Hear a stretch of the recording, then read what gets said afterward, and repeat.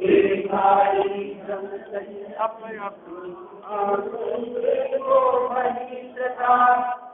रखते हो नश्वर विषयों की इच्छा कर बारंबार। नरकादिक के शुभों का संस्कार दुखता दूर रहे उनकी चर्चा। नर के दुख का करो विचार। ये निर्धन क्यों काम शस्त्र मंद हाथ युद्ध कामी पे इष्ट कथा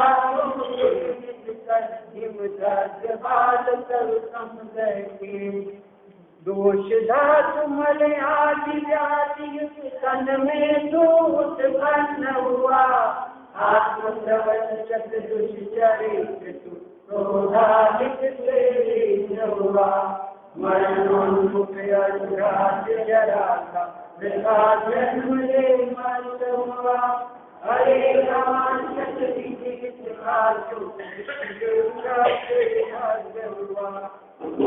कृष्ण की सूर्य किरण से उपजे संसार समान। बंदे नीले हुआ है नंदी हरे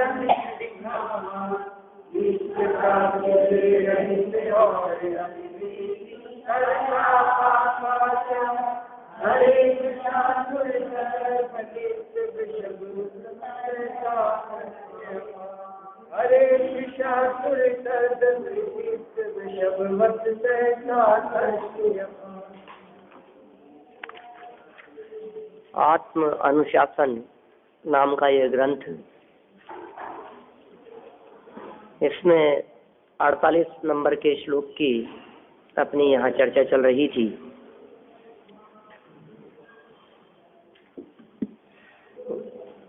किस प्रकार अपने चित्त अपनी आत्मा पर अनुशासन किया जा सके, उसकी चर्चा इस पूरे ग्रंथ में है। अपने आप पर कंट्रोल, अपने आप पर शासन, दुनिया पर शासन चलाने की बात तो ये व्यक्ति बहुत करता है, बहुत विचार करता है। मेरा शासन हो, मेरा राज्य हो, मेरी ही चले, किसी और की नहीं। आचार्य देव यहाँ ये कहना चाहते हैं, तेरी तो चले, लेकिन तू दूसरों पर चलाने की मत सोच, पहले अपने आप पर तो चला। दूसरों पर कंट्रोल करने की, दूसरों को अपने अधीन करने की बात तो बहुत विचारता है, लेकिन स्वयं को स्वयं के अधीन कर लेना, स्वयं के अधीन होना, ये सहज नहीं है। जितने उपाय और जितने प्रयास यहाँ बताए जा रहे हैं, ये सभी प्रयास आत्म अनुशासन के लिए है, अपने ऊपर कंट्रोल के लिए है, अपने उपयोग को निर्मल करने के लिए है, अपने भटकते हुए उपयोग को एकाग्र करने के लिए है। किस तरह से हम विषयों से विरक्त हो सकते हैं, किस तरह से हम पाप से बच सकते हैं, अनेक उदाहरणों के माध्यम से इस बात को यहाँ ये सिद्ध कर रहे हैं कि सुख कहाँ है और कहाँ नहीं है। जगत के पदार्थों में इष्ट बुद्धि और अनिष्ट बुद्धि ये व्यर्थ की कल्पना है। वस्तु स्थिति यह है कि जगत का कोई भी पदार्थ न तो इष्ट होता है और न अनिष्ट होता है। पदार्थ को पदार्थ मात्र जाना जाए, वस्तु को वस्तु स्वरूप मात्र से स्वीकार किया जाए, और जो इष्ट और अनिष्ट पने की जो बुद्धि है, जो विपरीत कल्पनाएं हैं, जो वास्तव में पदार्थ तो वैसा है नहीं, और हमारी ये सब कल्पना भ्रम मात्र है, और हमारा ये भ्रम टूट जाए, इसके लिए आचार्य देव यहाँ ये सारी बात करते हैं। सब कुछ जो कुछ भी हमारे माध्यम से दिखाई देता है, ये अच्छा है, ये बुरा है, ये अनुकूल है, ये तो अपने पास में होना ही चाहिए। ये अपने पास में हो जाए तो कितना अच्छा रहेगा, इसे प्राप्त करके तो मैं बहुत सुखी हो गया। अरे भैया, ये सब व्यर्थ की कल्पना मात्र है। वस्तु स्थिति यह है, कोई अपना होता नहीं है, कोई वस्तु अच्छी होती नहीं है और कोई वस्तु बुरी नहीं होती है। इसी प्रकार की बात को यहाँ रागद्वेष छुड़ाने के लिए दृढ़ करते हैं। 44 पेज पर बाह्य पदार्थों में इष्ट अनिष्ट बुद्धि के त्याग की प्रेरणा।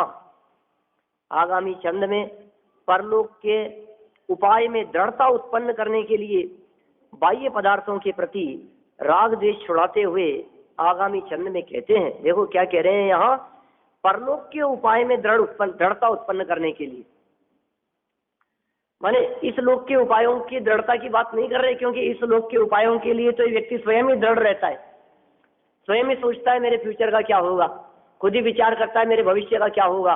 अरे नहीं साहब, आज तो है लेकिन कल का क्या भरोसा, व्यवस्था करके चलना पड़ता है, थोड़ा सा आगे की सोचना ही पड़ता है क्या होगा। इतने से क्या होता है आज के जमाने में, महंगाई किस तेज गति से बढ़ रही है, आपने सोचा भी है इतनी सी तनख्वाह से क्या होता है, इतनी सी इनकम से क्या होता है। आप सोचिए, बहुत इस तरह के विचार करता रहता है ये व्यक्ति, इस भाव के बारे में तो बहुत विचार करता है। कहीं इन्वेस्ट करेगा तो रिटर्न की सोचेगा, 20 साल बाद में कितना रिटर्न मिलेगा, अरे 2 लाख मिलेंगे तो 20 साल बाद में 2 लाख की क्या वैल्यू रह जाएगी, 20 साल बाद में 2 लाख तो ऐसे लगेगा जैसे 2 दिन का खर्चा हो। सोचिए जरा किस स्पीड से ये बदल रहा है, परिवर्तन आ रहे हैं। तो आप ये प्लानिंग करके सब सोचता है, सब विचार करता है। पहले देखो आप कितने समय पहले क्या होता था, इतने से के अंदर काम चल जाता था, और यहाँ बैठे हुए लोगों में ऐसे भी लोग मिलेंगे जो ये कह सकते हैं हमने तो 2 रुपए किलो का घी खाया है, तो इतना सस्ता था, ये सब ऐसा था, आज इतना सब बदल गया है। तो आगे भी इसी स्पीड, अब तो और ज्यादा स्पीड से बदल रहा है। आचार्य देव कहना चाहते हैं, भैया हम तुम्हें इस भाव की परिस्थितियों के बारे में विचार करने की बात नहीं कहते, हम तो ये कहते हैं ये भाव कितना कुछ भरोसा है, ये भाव तो अगले क्षण समाप्त हो सकता है, लेकिन आगामी अनंत काल उसमें क्या होगा, पर भाव के बारे में विचार करो। आगे के बारे में विचार करने का अर्थ अगले भाव के बारे में विचार करने की बात करते हैं। आगे तो वही है ना, ये कितना सा आगे है, यहाँ तो अभी एक झटका लगते ही सब खत्म, फिर आगे अब क्या है, वो विचार करने की यहाँ बात कह रहे हैं। परलोक के उपाय में दृढ़ता उत्पन्न करने के लिए 48 नंबर का श्लोक है, शार्दूल क्रीड़ी चलिए।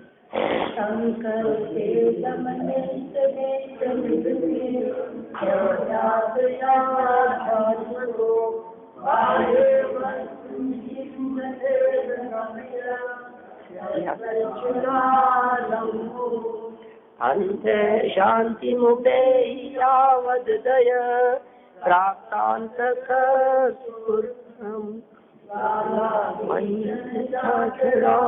मुखे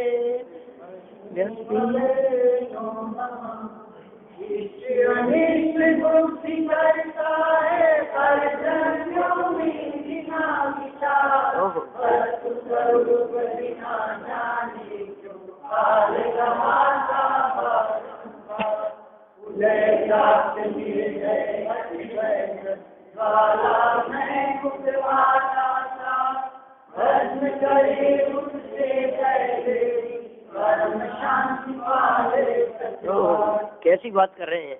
इष्ट अनिष्ट बुद्धि करता है। इष्ट अनिष्ट बुद्धि का अर्थ राग द्वेष नहीं है, राग द्वेष अलग चीज है, इष्ट अनिष्ट बुद्धि अलग चीज है। इष्ट अनिष्ट शब्द का प्रयोग है मिथ्यात्व के अर्थ में, इस श्रद्धा संबंधी दोष है इष्ट अनिष्ट कल्पना, और राग द्वेष चारित्र की कमजोरी है। भूमि का अनुसार राग द्वेष तो मुनिराजों के जीवन में भी होते हैं, लेकिन इष्ट अनिष्ट बुद्धि वाले नहीं, वो अल्प है, बहुत बंद है भूमि का अनुसार, उनकी भूमिका के हिसाब से। लेकिन जो इष्ट अनिष्ट पने की कल्पना है ये अच्छा है, इष्ट जान करके प्राप्त करने की चाह और अनिष्ट जान करके छोड़ देने की बुद्धि, ऐसी इष्ट अनिष्ट बुद्धि ज्ञानियों के जीवन में नहीं हुआ करती है। ज्ञानियों के संदर्भ में बात कर रहे हैं। इष्ट अनिष्ट बुद्धि करता है पर द्रव्यों में, किसमें करता है देखो आप, पर में इष्ट और पर में अनिष्ट, ये तो ग्रहण करने योग्य है और ये छोड़ देने योग्य है कि कौन, बंटवारा ही दूसरों में हो रहा है, अभी पता ही नहीं है बंटवारा कहाँ करना है, क्या छोड़ने योग्य है और क्या ग्रहण करने योग्य है। ये हे और उपादेय का जो बंटवारा है, ये बंटवारा तो करना था अंतर में, विकारी पर्याय और निर्मल परिणति में, यहाँ बंटवारा होना था। निज आत्म तत्व की निर्मल परिणति ग्राह्य है और अंतरंग की विकृत परिणति वही त्याज्य है, वहां बंटवारा होना चाहिए था। और ये बंटवारा करने लगा ये अच्छा लग रहा है इसे ले लो, ग्रहण कर लो, और ये बुरा लग रहा है इसे हटाओ। जो पदार्थ ज्ञेय मात्र थे, जो पदार्थ जानने योग्य मात्र थे, ये कह रहे हैं पर द्रव्यों में बिना विचार, विचार किए बिना ही, कोई विचार नहीं कर रहा क्या होना है क्या होगा, कुछ विचार नहीं है। कोई वस्तु अच्छी लग रही है, और देखो तो सही, जो वस्तु अच्छी लगती हुई दिखाई देती है कुछ देर बाद में ही वही बुरी लगने लगती है, जो बुरी लगने लगती होती है वही कुछ देर बाद में अच्छी लगने लगती है। आपके यहाँ बहू आई, स्वाती नहीं थी, अच्छी नहीं लगती थी, रोए तो कोई बिल्कुल सुंदर नहीं है, स्वाती ही नहीं है, और फिर थोड़े समय बाद में वही अच्छी लगने लगती है। जो अच्छी लगती है वही चीज बुरी लगने लगती है। बाजार से कोई चीज खुद पसंद करके अच्छी सी देख करके लाए, और घर आने के बाद में देखा मन बदल गया, अरे यार गलत ही आ गई है चीज, अच्छी नहीं लग रही। होता है ऐसा। बाजार से जो चीज खरीद करके लेकर के आते हैं, कपड़े खरीद करके लाए, नॉर्मली ऐसी स्थिति होती है सब महिलाओं की, बाजार से साड़ी अच्छी से अच्छी भी खरीद करके लाए, तो घर आने के बाद में किसी ने कुछ एकदम देख करके यार तो ये नहीं, वो ज्यादा अच्छी लग रही थी, ये क्या आ गई, वही ले आते अपन भी, अब इतने पैसे भी लगाए, ये चीज तो बदलवा ले हुए इसको। अब देखो आप कैसे विचार करता रहता है। कोई वस्तु तुम्हारे को अच्छी लग रही है वो परमानेंट अच्छी नहीं लगेगी। जो वस्तु तुम्हारे को बुरी लग रही है, जिसे तुम अपनी कल्पना से बुरी समझ रहे हो, वो परमानेंट बुरी नहीं होगी। माने दुनिया में कोई भी वस्तु ना तो परमानेंट अच्छी होती है ना परमानेंट बुरी होती है। अरे परमानेंट क्या, टेम्परेरी भी अच्छे और बुरेपन की कल्पना तो खोटी कल्पना है। बहुत से लोग ऐसी चर्चा किया करते हैं,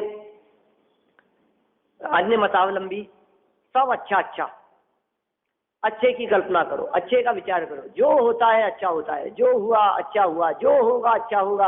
अरे भाई साहब सब अब तो अच्छा, जो हो गया, पैर टूट गया अच्छा ही हुआ, क्या बात कर रहे हो आप? क्या हाँ हाँ, आप तो यही विचार करो, अभी तो बिल्कुल और कुछ हो जाता, बड़ी दुर्घटना घट जाती, चलो पैर में सलट गए, क्या एक ही टूटा, दोनों टूटने वाले थे, ऐसा क्यों नहीं विचार करते हो? एक ही टूट के रह गया। जो होता है अच्छा होता है, आप अच्छे अच्छे के बारे में विचार करो। यहाँ कह रहे हैं भैया अच्छे और बुरेपन की कल्पना खोटी कल्पना है, कुछ भी अच्छा नहीं है, तो फिर सब बुरा बुरा है कि नहीं? कुछ भी बुरा नहीं है। जगत में कुछ भी अच्छा नहीं है और जगत में कुछ भी बुरा नहीं है, तो फिर अच्छा और बुरा लगता तो है। तो आचार्य देव कह रहे हैं पर द्रव्यों में बिना विचार किए अच्छा और बुरा लगता है, विचार करने पर अच्छे और बुरेपन की कल्पना नहीं होती है। विचार करेगा तो अच्छा बुरा नहीं लगेगा। बोलो अच्छा और बुरा है ही नहीं ना, आपको मिल जाएगा बहुत जगह, ऐसे दुकानों पर लगे हुए रहते हैं ऐसे वाक्य, जो होता है अच्छा होता है, जो हुआ अच्छा हुआ, जो होगा वो भी अच्छा होगा। ऐसा विचार करो। गीता का उपदेश, श्री कृष्ण का उपदेश, वचन, अमृत वचन, ऐसे वाक्य मिलेंगे आपको, एकदम नहीं, सारभूत बात नहीं। ये कह रहे हैं इष्ट अनिष्ट बुद्धि करता है किसमें? पर द्रव्यों में। और कैसे करता है कि बिना विचार किए हुए। वस्तु स्वरूप बिना जाने क्यों काल गंवाता बारंबार। आचार्य देव कहना चाह रहे हैं भैया वस्तु स्वरूप को बिना जाने हुए तो अपना काल क्यों गंवा रहा है? काल गंवाना माने बहुत खतरनाक बात। काल गंवाना मतलब ऐसा है, समझ लीजिए आप, ये दोबारा नहीं आएगा। ये काल, जो काल एक बार निकल गया वो काल दोबारा नहीं आता है, वो लौट करके नहीं आता है, फिर वो कल्पना मात्र रह जाता है, फिर वो स्वप्न मात्र रह जाता है, सपना बन करके रह गया, विचार मात्र बन करके रह गए। कितना विचार करते हैं, बचपन कितना अच्छा होता है क्या? अरे हाँ, सबको बचपन की याद आती है, अरे कैसा, बिल्कुल क्या बात लाइफ होती है। ये कह रहे हैं क्यों काल गंवाता है निरंतर, कैसे? बिना विचार किए ही। तुझे पता है क्या होगा? उदय प्राप्त, देखो कितनी खतरनाक बात कह रहे हैं। उदय प्राप्त निर्दय अति भयप्रद ज्वालामय मुख वाला काल, काल माने मृत्यु, क्या काल माने यमराज, कैसा ज्वालामय मुख वाला, बहुत खतरनाक, अत्यंत दुखदाई और निर्दय। उस मृत्यु को और उस काल को रंच मात्र भी दया नहीं है। पीछे कितना काम पड़ा है मेरे, इसी समय, यही समय आया है तुम्हारे को, थोड़ी देर तो रुक जाओ, 10 मिनट काम तो निपटा लेने दो। फेरे हो रहे हैं मेरे बेटे के, फेरे तो देख लेने दो, शादी तो निपट जाने दो। बोलो, लेकिन निर्दय है वो काल, किसी की नहीं सुनता है। पता नहीं किसका काल कब और कहाँ आ जाए, कोई दया नहीं है। ऑफिस में बैठे बैठे आ सकता है कि नहीं, और बाजार में सब्जी खरीदते हुए, और रोटी खाते खाते, और टीवी देखते देखते, और मंदिर में प्रवचन सुनते सुनते, सड़क पे चलते चलते, सीढ़ियां उतरते हुए, लिफ्ट में कि लिफ्ट के बाहर, कहीं भी, किसी भी जगह पर। और कौन सा काम कर रहा हूँ, कितना इंपॉर्टेंट काम कर रहा हूं मैं, इस समय तो मौत भी आ जाए तो मुझे कोई मतलब नहीं है, मैं तो ये काम करके रहूंगा। क्या बात करते हो आप। बातें ही बातें हैं।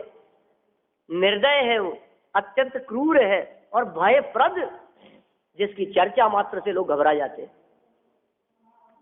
मृत्यु की चर्चा, अरे कहीं शादी विवाह के प्रसंग में यदि आप ये कह दो कि शादी तो हो रही है दोनों की, लेकिन दोनों में से कोई तो पहले जाएगा ही। जान, चुप चुप बोलो, क्या बात कर रहे हो आप, ऐसे ऐसे प्रसंग में आप मरने की बात कर रहे हो, क्यों झूठ बोल रहे हैं, क्या गलत बात है क्या? बात सच्ची, लेकिन डर लगता है, ऐसी बात भी मत करो आप, ऐसी चर्चा भी मत करो, मरने की चर्चा भी मत किया करो। कोई व्यक्ति यदि ऐसी बात करे, आपकी पत्नी ये बात करे, आपके हस्बैंड ये बात करे कि मैं मर जाऊं तो ध्यान रखना, संभाल, ऐसी बात भी मत करो। अरे कैसी बात बोलते हो आप। अत्यंत भयप्रद, ये कह रहे हैं आचार्य देव, क्या कह रहे हैं, उदय प्राप्त निर्दय अति भयप्रद ज्वालामय मुख वाला काल, पता नहीं कब आ जाएगा और भस्म करे उससे पहले ही। भस्म कब कर देगा, उससे पहले ही परम शांति पाले तत्काल। क्या कहे, क्या शब्द कहां से लाए, मतलाओ आचार्य देव। फिर भी कितने शब्द बदल बदल करके, तो जैसे तैसे करके हृदय में बात बैठाना चाहते हैं, तो विचार तो कर। जब लोन रोग जरा गए, जब तक मौत नहीं आ जाए, परभव नजीक जात नरभव निफल है, ये मनुष्य भाव व्यर्थ जा रहा है, बर्बाद जा रहा है। तूने कुछ विचार किया क्या? अरे अभी तो बहुत काम है, कर लूंगा ना, कर लूंगा ना। क्या अभी तक क्या भरोसा है, बोलो, क्या तैयारी है आपकी? हमें बतलाइए, यहाँ से कौन कौन गारंटी लेता है कि हम घर तक पहुंच पाएंगे? कि नहीं साहब, गारंटी तो अगले पल की भी नहीं है। तो फिर क्या तैयारी है आपकी अगले भाव में जाने की? टिफिन में क्या पैक है, क्या बांधा है आपने, क्या सोचा है आपने, कहाँ जाकर के रहेंगे, कौन सा ठिकाना मिलेगा? एक इंद्री में जाएंगे कि विकलत्रय हो जाएंगे? सैनी पंचेंद्रीय दशा मिलेगी भी कि नहीं, कि बिना मन वाले हो जाएंगे? विचार सामर्थ्य नहीं मिलेगी, या पेड़ की तरह ठूठ की तरह खड़े रहेंगे? सर्दी गर्मी बरसात ओले सब सहते रहेंगे? सोचा है, विचार किया है उसके बारे में? देव में जाएंगे कि नरक में जाएंगे? तिरंचों के दुख भोगेंगे कि मनुष्य पर्याय दोबारा मिल जाएगी? और मिलेगी तो दरिद्रता होगी कि संपन्नता होगी, भोग भूमि होगी कि कर्म भूमि होगी? जिन दर्शन मिलेंगे कि नहीं मिलेंगे? जैन कुल मिलेगा कि नहीं मिलेगा? उत्तम आयु, सुकुल आयु, निरोगता, कुछ भी विचार नहीं है। ये आचार्य देव कह रहे हैं, भस्म करे उससे पहले ही परम शांति पाले तत्काल, उस परम शांति की प्राप्ति कर ले, क्योंकि ये तो निर्दय है, भयप्रद है, कब आ जाएगा कुछ ठिकाना नहीं है। क्यों काल गंवा रहा है तू? एक एक क्षण कितना कीमती है, एक एक पल कितना दुर्लभ है, ये हमारे को पता नहीं। जो हम गंवा रहे हैं ना, नाचने गाने में, हंसने खेलने में, मौज मस्ती करने में, जो हमारा काल व्यतीत हो रहा है, इधर उधर दूसरों की निंदा करने में, अपमान करने में, ये सारा करोड़ों की क्या कहें, बहुमूल्य है। फिर करोड़ों तो कुछ नहीं है इसके सामने, क्योंकि करोड़ और अरबों खरबों भी, अनगिनत बहुमूल्य स्वर्ण और रत्न राशि भी, वो उस एक पल के लिए भी उसको रिश्वत देने में समर्थ नहीं है उस काल को। ऐसा निर्दयी है, धोखा नहीं दिया जा सकता है। कहते हैं कि यार तेरे को क्या चाहिए बोल, ये यमराज आ जाए, तेरे को ये काम निपटा लेने दे, थोड़ा सा समय, तेरा क्या बिगड़ता है, आगे पीछे तुझे ले जाना ही है, ले जाना, क्या लेगा बोल, करोड़ 2 करोड़ 5 करोड़ 100-500 करोड़, थोड़ा सा मेरा ये काम निपटा लेने दे यार घर का। बोलो रुकेगा वो? रुक सकता है? कभी भी सब जन्म मरण परण सब एक ही भवन भय, एक ही भवन। बोलो क्या कहा? नानी मरण सुता जन्म और पुत्र वधु आगमन, और तीनों कारज एक दिन भय एक ही भवन। एक ही भवन में एक ही दिन जन्म भी, मरण भी और परण भी। बनारसी दास जी के घर में 400 वर्ष पहले आत्मकथा में लिख दिया उन्होंने। तो एक ही घर में एक ही भवन में एक ही दिन, सुबह दोपहर शाम के एक साथ तीनों काम। उसी समय जन्म हुआ, घर में ही जन्म होते थे, घर में ही जन्म, और वहीं इधर तो जन्म और इधर मरण। और यहाँ पुत्र वधु आई है शादी होकर के, यहाँ फेरे चल रहे। बोलो आप रोए क्या से, क्या करे? बोलो, बड़ी विचित्रता है।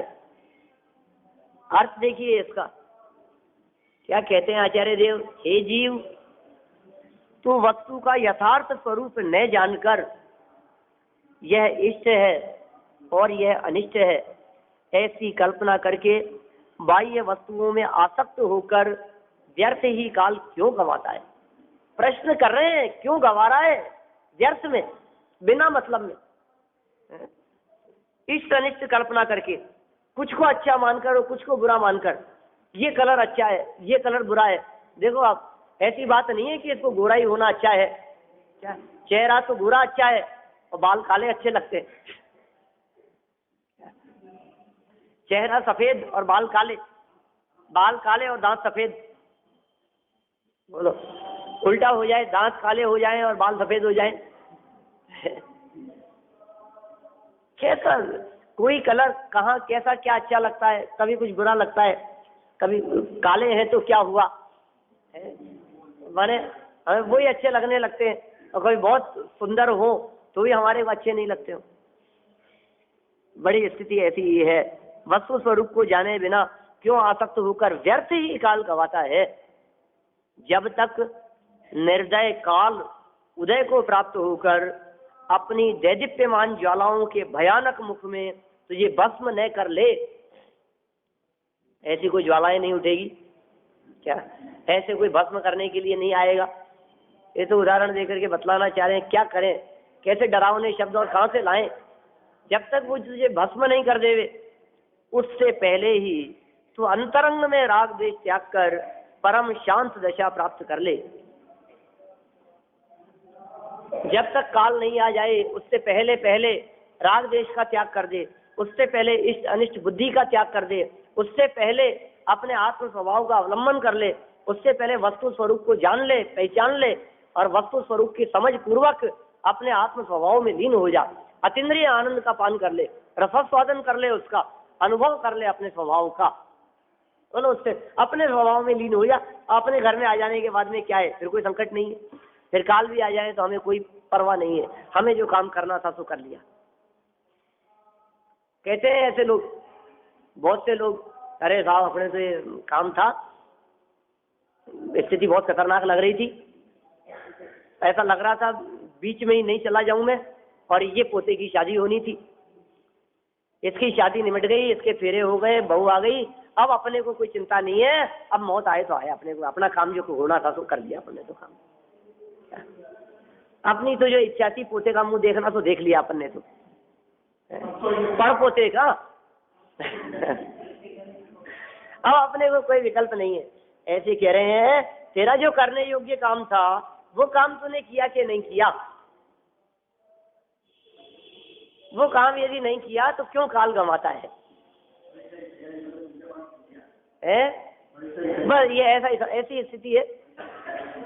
हो गई क्या तैयारी? क्या हाँ हो गई था। क्या तैयारी हो गई? ये पॉलिश कर लिए, अरे और क्या तैयारी करी? और भी सब कर ली, सारा सब ड्रम बॉक्स वगैरह लगा लिया, सारे शर्ट पैंट कपड़े सब देख लिए बराबर, सब व्यवस्थित है, पेन में शाही है या नहीं है, बराबर चलता है या नहीं है, स्केल रखी है या नहीं रखी है, ये है, सब पूरी तैयारी है। ये तो बाहरी तैयारी है, अंदर की तैयारी कितनी है ये बता। तो और क्या तैयारी होती है? तो कुछ पढ़ा लिखा भी है नहीं, कुछ याद भी किया कि नहीं? कि नहीं, वो तो कुछ नहीं किया। बोलो अंदर की तैयारी तो कुछ नहीं हो और बाहर की तैयारी करके अपने आप को बिल्कुल तैयार हूं मैं तो। ऐसे मौत आ जाएगी तो पता नहीं क्या होगा तेरा, फेल हो जाएगा तुझे, फेल होना है और गिर जाएगा तेरा स्तर औरों की तुलना में, यही तो होगा। देखिए भावार्थ में क्या कहते हैं, जो वस्तु का सच्चा स्वरूप नहीं जानते वे धन, स्त्री, राज्याधिक को भला जानते हैं। वस्तु का स्वरूप नहीं जानने वाले धन, कन, कंचन, राज, सुख सभी सुलभ, वो सब लगता है अरे हाँ हाँ देखो धन है, कंचन है, राज सुख है, परिवार है, सब भरा पूरा परिवार है, अपने को तो बहुत अच्छा लगता है अपने को सब। ये कह रहे हैं वस्तु का स्वरूप नहीं जानता इसलिए इनको भला जानता है, और दुख, दारिद्र्य, रोग आदि को बुरा जानते हैं। कैसा लगता है अपने को, परिवार है, सब कुछ अनुकूलताएं हैं, तो ये तो अच्छा है, ये तो इष्ट जानता है। और दुख हो रहा हो, दरिद्रता दिखाई दे रही हो, रोग आ जाए, बीमारी हो, तकलीफ हो, हाथ पांव दर्द करते हो, तो उसको बुरा जानता है। इस प्रकार वे इष्ट अनिष्ट कल्पना द्वारा बाह्य वस्तुओं में आसक्त होकर वृथा काल गंवाते हैं और मनुष्य भव व्यर्थ गंवा देते हैं। बोलो यही तो कर रहे हैं ना हम। जो प्रतिकूलताएं दिखाई देती है उनको बुरा जानता है, जो अनुकूलताएं दिखाई देती है उन्हें अच्छा जानता है। लेकिन आचार्य देव ऐसा कहना चाह रहे हैं कि ये प्रतिकूलताएं तेरी प्रतिकूलता नहीं है, इन प्रतिकूलताओं के काल में भी वो आनंद प्राप्त किया जा सकता है। ये अनुकूलताएं तेरी अनुकूलता नहीं है, क्योंकि अनुकूलताओं से सच्चा सुख प्राप्त होता यदि मान लो तो सब देवगति के जीवों को आनंदित होना चाहिए था, सब देवगति के जीवों को तुरंत मोक्ष हो जाना चाहिए था बाह्य अनुकूलताओं के होने पर।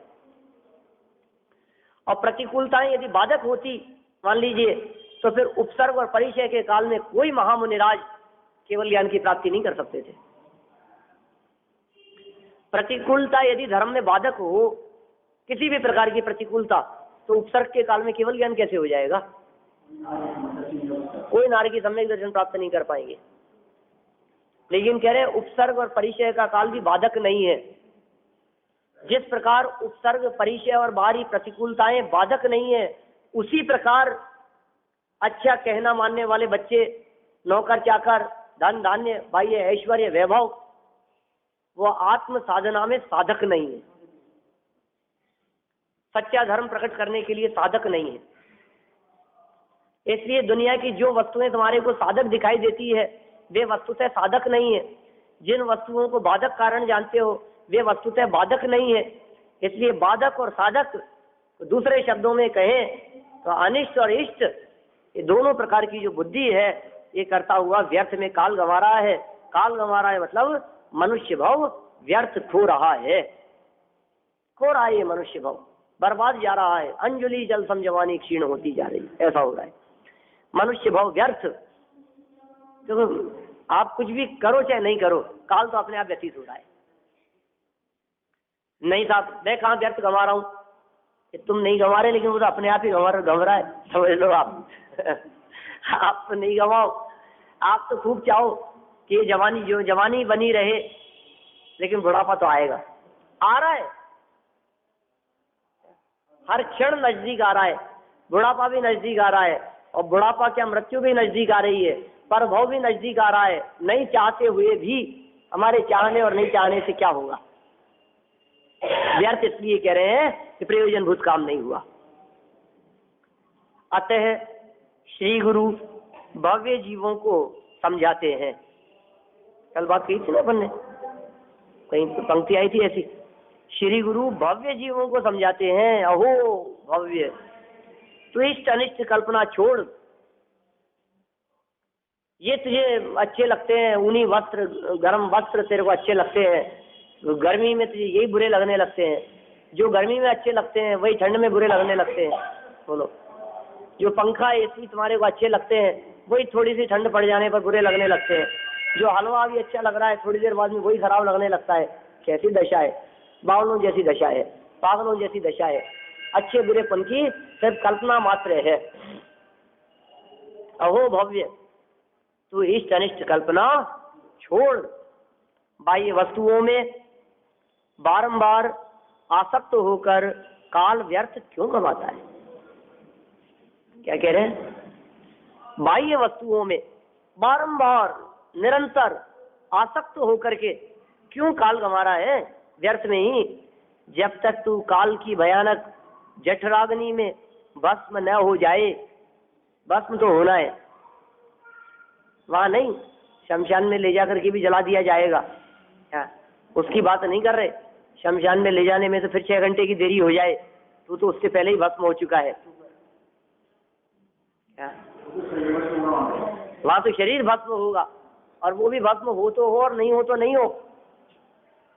कदाचित ऐसा भी हो जाए कि वो भस्म करने का चांस ही नहीं मिले, अग्नि में ले जाकर के शरीर को जलाने का, टुकड़े टुकड़े उड़ जाए राजीव गांधी की तरह। क्या अब वो डेड बॉडी नहीं है, अब काय का तो दाग लगेगा और क्या पहुंचेगा, बचा ही नहीं कोई। क्या है? जूते से पता पड़ेगा ये उसका जूता है। बोलो आप।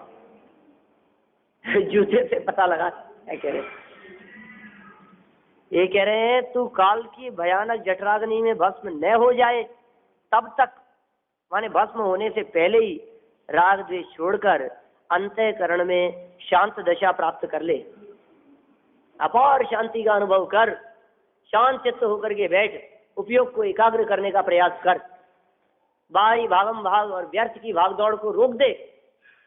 पता नहीं कौन से क्षण, हर क्षण जो व्यक्ति अपने मृत्यु का विचार करते हैं और जिनके उपयोग में, जिनके विचार में ये बात रहा करती है कि मृत्यु कभी भी आ सकती है, कोई गलत काम उनके माध्यम से नहीं हो सकता, पाप नहीं हो सकता उनके माध्यम से, अपराध नहीं हो सकता। आत्म कल्याण की तरफ निरंतर बढ़ते हैं, उपयोग को एकाग्र करने का प्रयास करते हैं, सुबह शाम सामायिक करते हैं, चिंतन करने का विचार करते हैं। जब एकांत में अकेले बैठे होते हैं तब वस्तु स्वरूप का विचार करते होते हैं। वस्तु स्वरूप के विचार का मतलब जानते हैं आप? 2-3 जगह शब्द प्रयोग किए हैं। वस्तु स्वरूप का विचार बिना, वस्तु स्वरूप का विचार मतलब क्या है? वस्तु स्वरूप का विचार मतलब हर जगह वस्तु स्वरूप का विचार करना पड़ेगा आपको। प्रतिकूल परिस्थितियों में भी वस्तु स्वरूप का विचार करना पड़ेगा, बीमारी की हालत में भी वस्तु स्वरूप का विचार करना पड़ेगा। हिसाब कितनी तकलीफ है घुटनों में, मैं जानता हूं कि घुटनों का स्वरूप ही खराब हो जाना है, आंख नाक कान का स्वरूप ही बिगड़ जाना है, लेकिन मेरा स्वरूप, आत्म वस्तु का स्वरूप, वो कभी रोग से रोगी नहीं होता, रोग से ग्रसित नहीं होता, ऐसा मेरा स्वरूप है। अपने उस स्वरूप की तरफ भी लक्ष्य करें, कभी तो विचार करें ऐसा बैठ करके, मैं हूं कौन आखिर। ये वस्तु स्वरूप का विचार, हर परिस्थिति के बारे में वस्तु स्वरूप का विचार करें। होने योग्य कार्य ही होता है, नहीं होने योग्य नहीं हो सकता है। जो होने योग्य है ना वही होकर के रहेगा, नहीं होने योग्य कैसे होगा? जिसमें जो कार्य होने की सामर्थ्य है उसमें वही होता है, जिसमें होने की सामर्थ्य नहीं होवे वो नहीं हो सकता है। आप इससे नंबर मिला सकते हैं, इससे नंबर नहीं मिला सकते।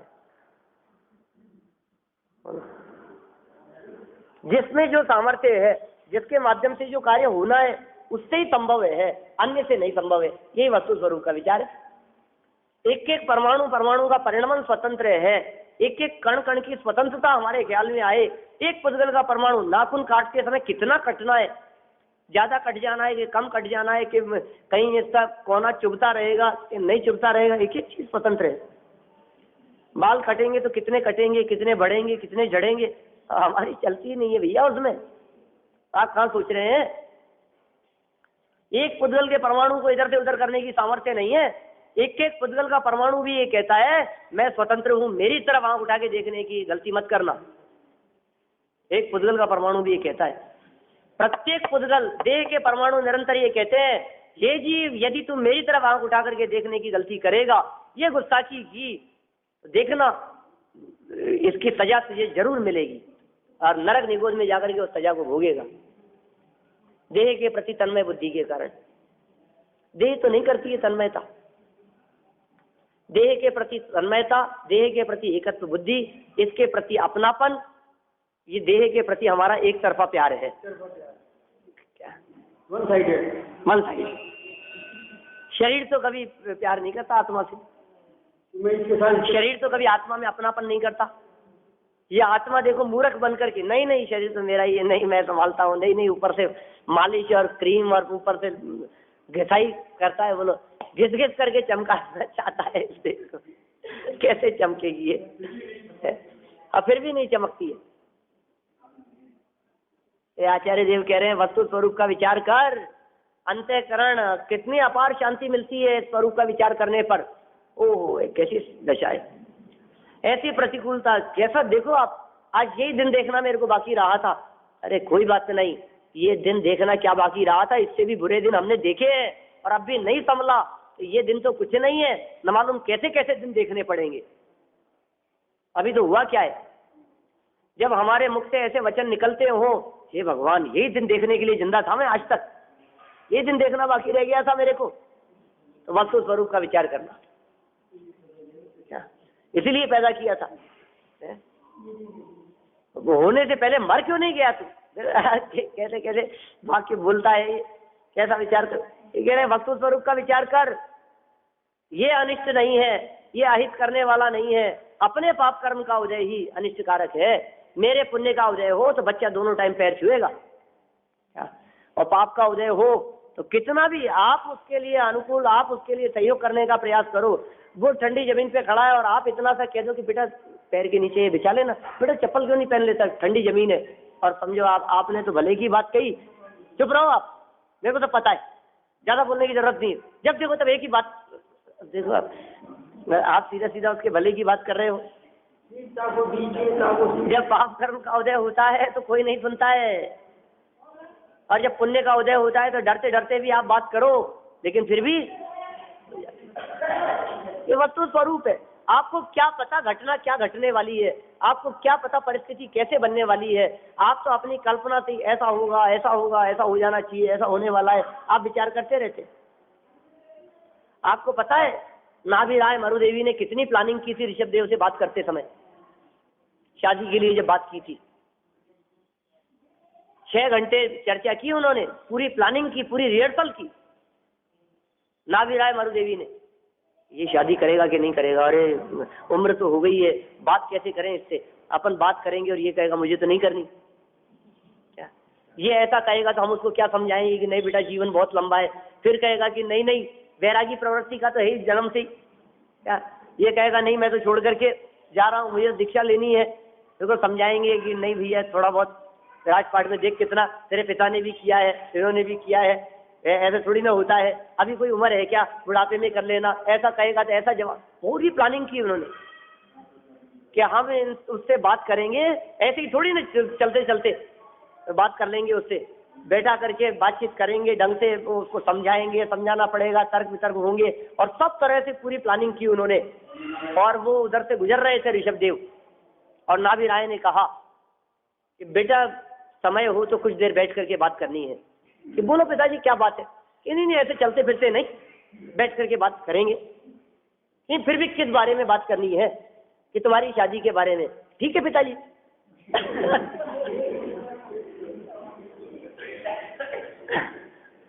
मैं तैयार हूँ, अब बोलो आप। अपने को पता, हम कल्पना करते रहते हैं, हम विचार करते रहते हैं क्या होगा, ऐसा करने ऐसा हो जाएगा, अरे क्या विकल्प करते हो बिना मतलब के।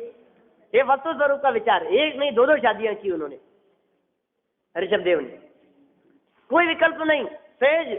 वो तो सोच भी नहीं सकते थे कि ये ऐसे तैयार हो जाएगा। तो माने देखो बिल्कुल शिष्टाचार भी नहीं, थोड़ा सा तो ऐसा लगता है डायरेक्ट ही हाँ कर दी। नहीं अभी नहीं, देखो करेंगे, विचार करें, कुछ तो सभ्यता पूर्वक कहते, कुछ नहीं, कितना सहज होता है देखो ज्ञानियों का जीवन।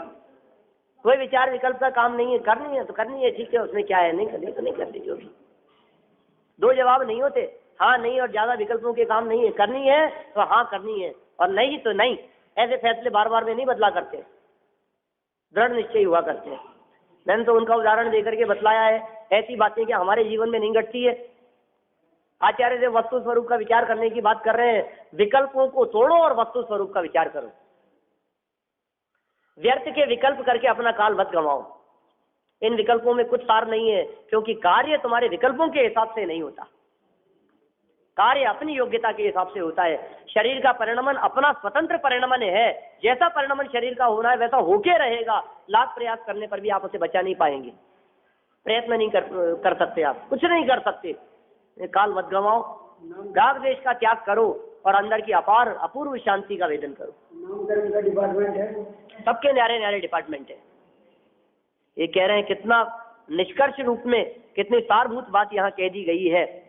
क्या कहा?